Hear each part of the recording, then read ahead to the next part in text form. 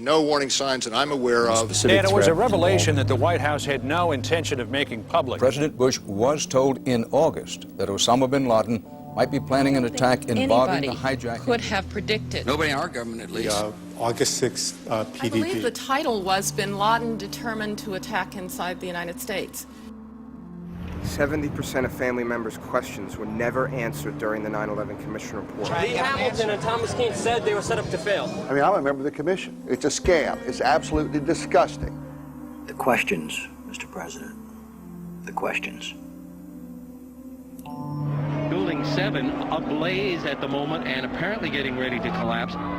Building 7, freefall collapse. Well, no, there's number 7 coming down. The excitement and the fun that people get watching an old building being demolished, and they wired very carefully for days, and it's a very careful operation. Third time today. It's reminiscent of those pictures we've all seen too much on television before, when a building was deliberately destroyed by well-placed dynamite to knock it down. The smartest thing to do is pull it. And they made that decision to pull, and then we watched the building collapse.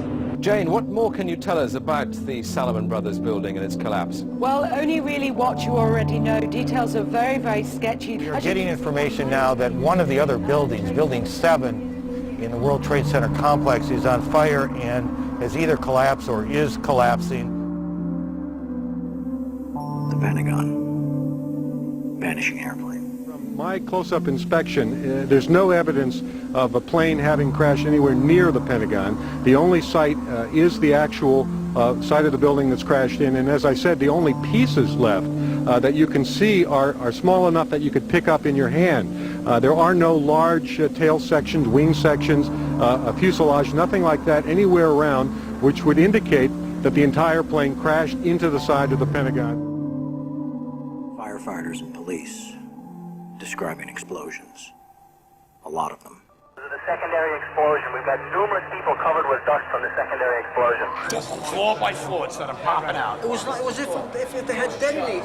Yeah, as if they were planned to take down a building. Boom, boom, boom, boom, boom, boom, boom. Looks sort of like the building just demolished. Even if there was no secondary explosives in the building. Kind of like gunfire, you know, bang, bang, bang, bang, bang, and then all of a sudden 3 big explosions. Do you know if it was an explosion or if it was a building collapse?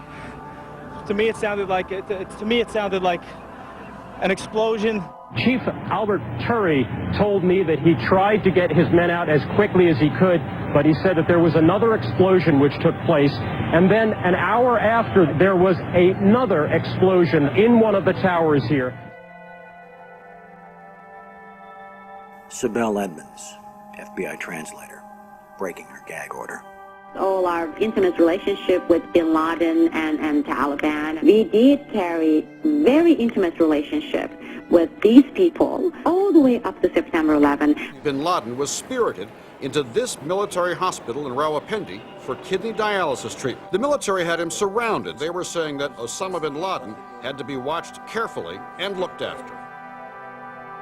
NORAD standing down. Where were the planes? On now to one of the eeriest moments amid the carnage of 9/11. A mysterious plane was seen flying right over the president's residence. The E-4Bs over New York and Washington, otherwise known as the Doomsday Planes. It has never been officially explained. Cell phones working at impossible altitudes. Solicitor General Ted Olson receiving phone calls that the FBI says were never made. What happened during that call? This is the only information we have on these terrorists. She was able to call him twice. How she could pull that off, we don't know, but she did. These are the questions, Mr. President. These are the questions. They go on and on. Good afternoon, Mr. President. I come to you today representing the families of the victims of September 11th, as well as millions of my fellow Americans. Hopefully by now you've had a chance to read my letter to you, 20 Minutes with the President, and if not, at least had its contents brought to your attention. We have questions, Mr. President. Lots of questions. A lot of them are detailed in my letter, but trust me, there are hundreds of more questions. As my letter chronicles, sir, The 9/11 Commission itself says they were lied to, deceived, and essentially prevented from carrying out a real investigation. The people of the United States and the world demand the truth, sir. We have to continuously ask questions. That's what a patriot does. That's what a true American does. We ask questions. You, sir, have the power as well as the responsibility to initiate a truly independent congressional investigation into the events of 9/11 as well as its aftermath. We want our country back, Mr. President. Therefore, I'm not just calling on you and your team. I'm calling on each and every American citizen to wake up, stand up, and demand the truth. We're counting on you, Mr. President. Be on the right side of history.